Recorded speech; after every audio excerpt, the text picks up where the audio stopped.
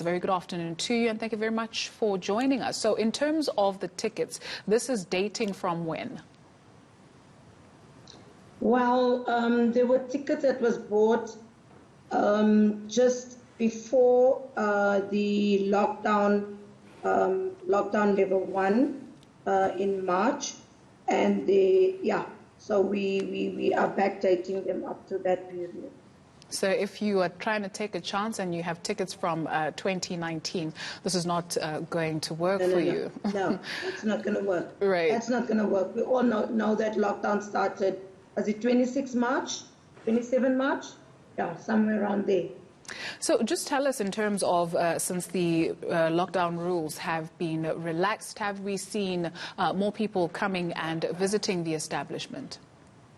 Yeah, no, we've seen more people coming in. But we've also seen people being very careful when they come in. Like everybody's wearing a mask, everybody sanitizes. People tend not to go close to others whom they don't know. So that for us is an indication that people want to be out, but they're also careful because we don't want a second phase of COVID. The animals themselves during the lockdown, what was the maintenance process like, and just having them being in that enclosure without people coming to see them? Well, animals were very well looked after, and I just want to say well done to our staff of JCPZ. In actual fact, we rotated them because, remember, they were also seen as frontline because someone had to take care of the animal, and they were working in shift. There was 4 at a time working. The doctors were there continuously to look at the well-being of our animals as well. But our staff looked well after them. The cooking was done for the animals. The enclosures were clean. But there was one thing, on a day during lockdown, I also went to the zoo just to check up and see if everything was fine. Our animals were human scared. They did not want people to come close to them, and they were scared of crowds. And it took some time for them to come out and see people as people that came to watch them. We know that also even with Makoko, after the operation, and on Makoko's birthday, it was difficult to take the media and people there. The lions were very much afraid of people, and it almost made them a bit violent. But right now, they are all back to normality. Sure. Just going back to the issue of the tickets and them being validated, is there any proof that someone needs to produce that indeed that ticket does belong to them?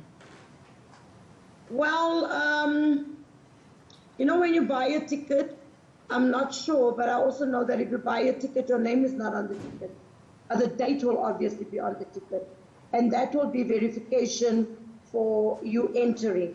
I mean, if Margaret Arnolds goes and buy a ticket, there's no Margaret Arnolds name on, but there's a visitor to the zoo on the specific date. So that will be an indication as to when you bought it, and that would be how we would validate it. Your message to South Africans in terms of coming out to see our furry friends?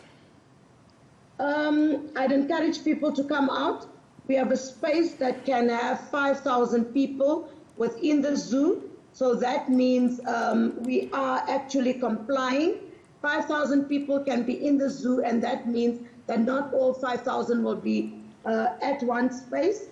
And we have 55 hectares of land in the zoo, so we can all be there. But make sure that you wear your mask, you sanitize, and you stay at least 2 meters away from people that's not your family, and ensure that you take your dirt that you have with you, take it home, so that we don't have dirt laying around, we don't have masks laying around, because we don't want people to get sick.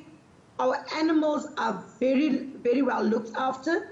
And I'd encourage people to bring out the little ones, but also to go where we have our animals that are in the Amazon. There's an area called the Amazon where you can see all the reptiles, you can see all the water animals, There's a space for everybody to walk through, and that space is very nicely made so that there is social distancing. Ms. Margaret Arnolds is the MMC for Community Development. Thank you very much for your time this afternoon.